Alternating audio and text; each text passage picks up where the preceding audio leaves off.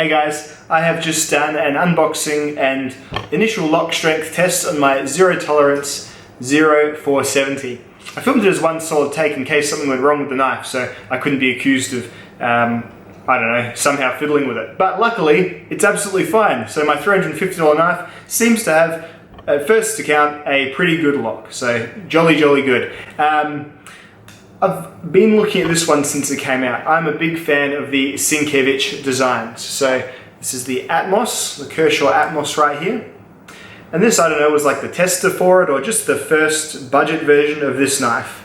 Two very sort of similar designs. This one's just a little bit bigger, but it is definitely not a huge overbuilt zero tolerance knife. This feels eminently carryable. And I knew that this would be my favorite of their year's releases when I saw it.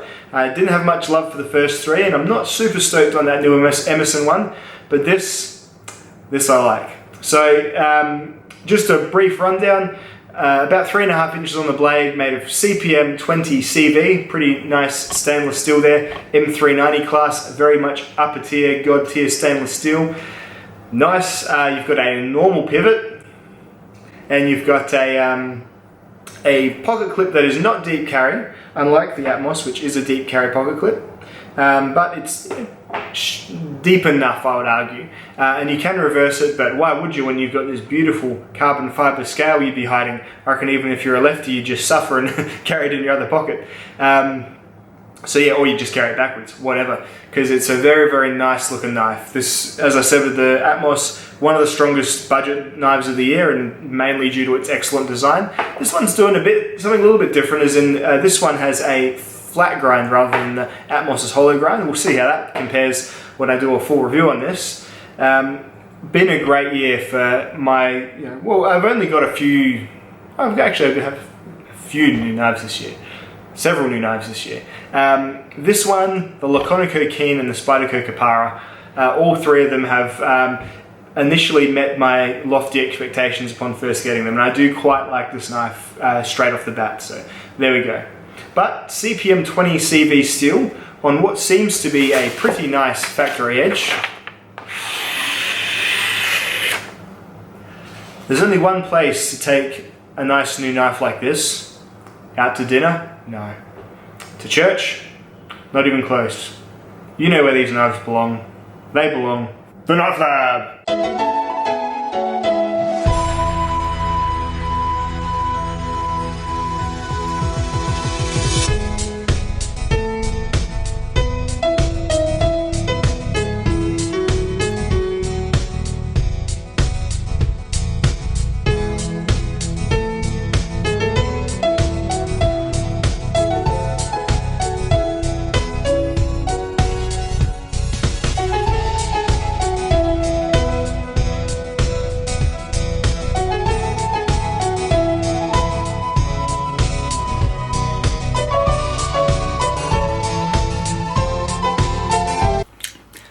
Yeah, welcome to the Knife Lab. Gonna just factory edge test this CPM 20 CV on this Zero Tolerance 0470. CPM 20 CV is a M390 sister steel. There's three steels that are pretty similar, almost identical, but with different, I guess, manufacturers, and I suppose enough differentiation to make them different products. Who knows? Well, someone does, just not me right now. Well, what I'm going to do right now is I'm going to cut some twisted sisal rope with this factory edge until it no longer slices paper. I'll stop periodically and recheck again and whatnot. Just for some rough guidelines, I guess, say the Spyderco Kapara the other day cut 196 times with its S30V factory edge. So let's see what ZT's CTS 20 CV factory edge is going to do. Let's get into it.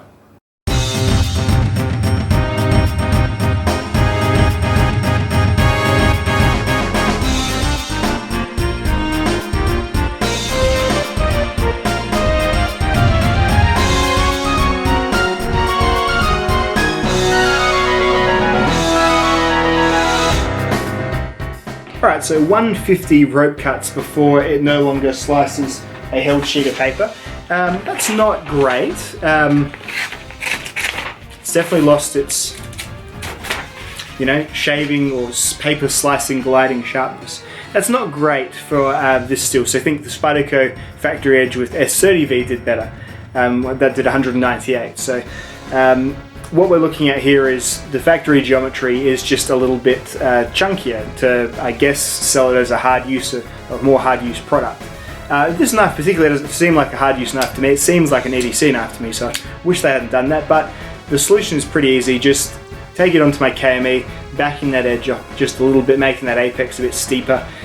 Should provide better edge retention. It's probably just got a bit more of a wider V when you want to have a bit more of a narrow V. With the Sifsal rope cutting, it's after the 150 odd tests I've done, that does seem to be a trend. So we're going to go and take it on the KME right now. We're going to sharpen it. We're going to reprofile it just a little bit to hopefully slice for a whole lot better and make this steel truly sing. This 20 CV steel, it should go very, very well. You just need to make sure that the circumstances for it to go well are in place too. And that's on this test. If you want a tougher edge knife, then bloody don't do a thing to yours when you get it. But I prefer to have, I just like to see what kind of numbers I can get. So that's what I'm going to do right now. Let's get into it.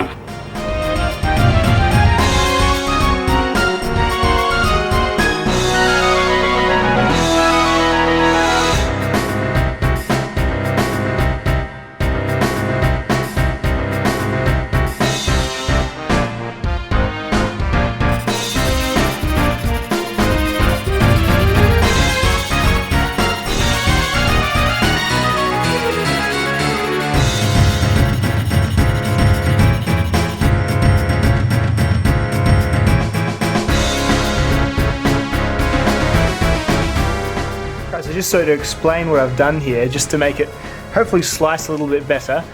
So say this flat part of the blade here that I've just drawn the line on there, right? That's this here. So we're looking, so that's the flat part there, and then the edge initially was like this. So down like that, right? And this is not to scale, obviously. And then it would go back the other way, and then the flat would go out there. So what I've effectively done is I've gone onto this. And I've taken off a bit of steel from about there. So I've taken off these bits that are now black.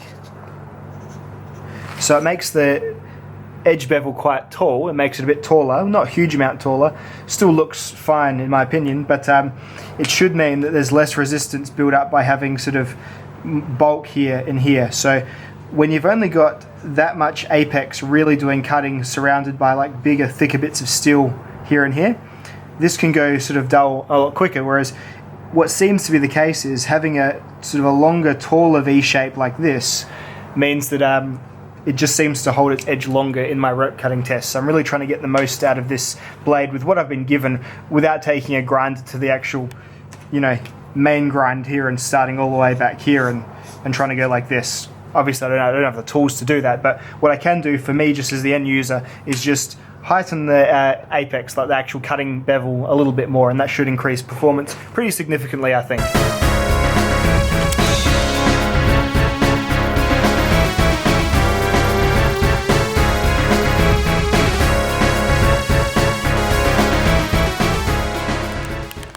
Alright, so I'm going to whack it on the Tormek now.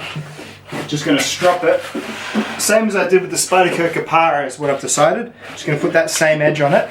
So 1500 on the KME, and then the Tormek stropping wheel, which has the Tormek compound, which I believe is 3000. So same treatment as the Kapara I got the other day, although I didn't have to take as much steel off the Kapara to get it to 17 degrees. So let's see how we go.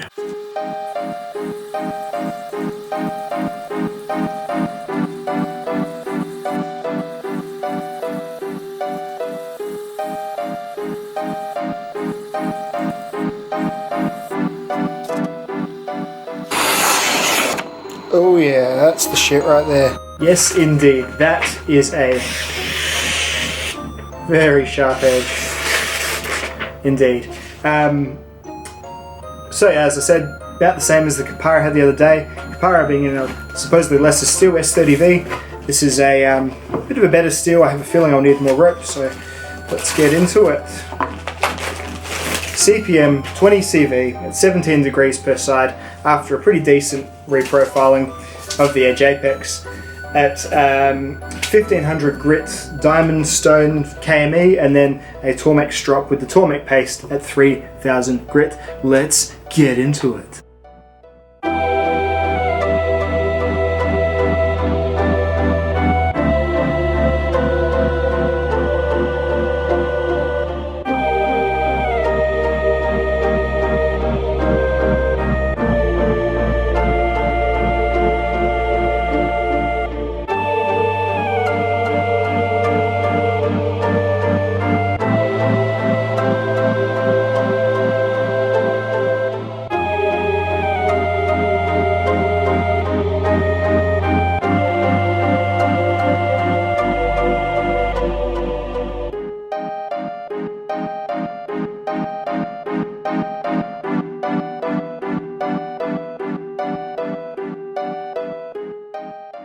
Well, it is disgusting in here.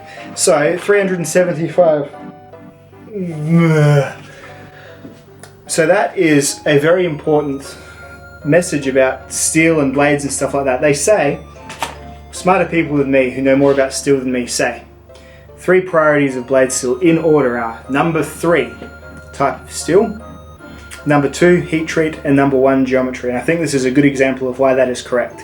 Thinning out this edge made rope cutting over twice as much, so you got a more than 100% increase just by thinning the edge out, letting that steel kind of do its thing, rather than sort of going with the very safe and understandable option of releasing a knife with a pretty thick grind that is pretty strong, so it's going to survive, versus, I don't know, being pushed against wood and smacked or hitting a staple or something.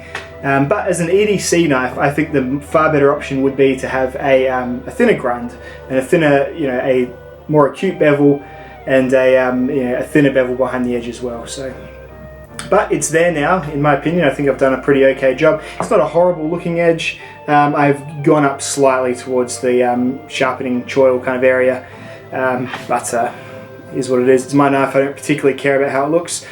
And I'm glad I could get some good performance out of this steel. That's about on par with, well, it's not actually a huge deal better than what it did at 20 degrees. I think at 20 degrees, I reckon 20 CV in the Benchmade did 325 or something similar to that. Check this, there's a chart in every video I do with all the results on it. So 20 CV has a couple of previous, or at least one previous entry from the Benchmade Griptilian, and I think that did not as good as this, but it had a steeper edge, so interesting. But at any rate, it's definitely in the ballpark of what I feel the steel should do.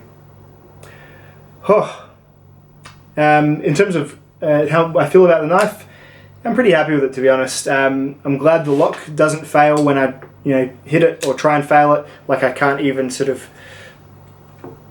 twist and torque it shut. So I'm glad. Maybe with the advent of this one, maybe they've listened and fixed it, or maybe it's just luck of the draw, who knows. But yeah, I don't doubt there has been some ZTs with slightly off locks, because I've seen the video evidence myself.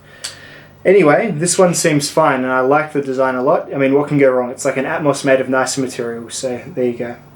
Overall, it looks like it's going to be, an enjoyable carry while I carry it for the review period.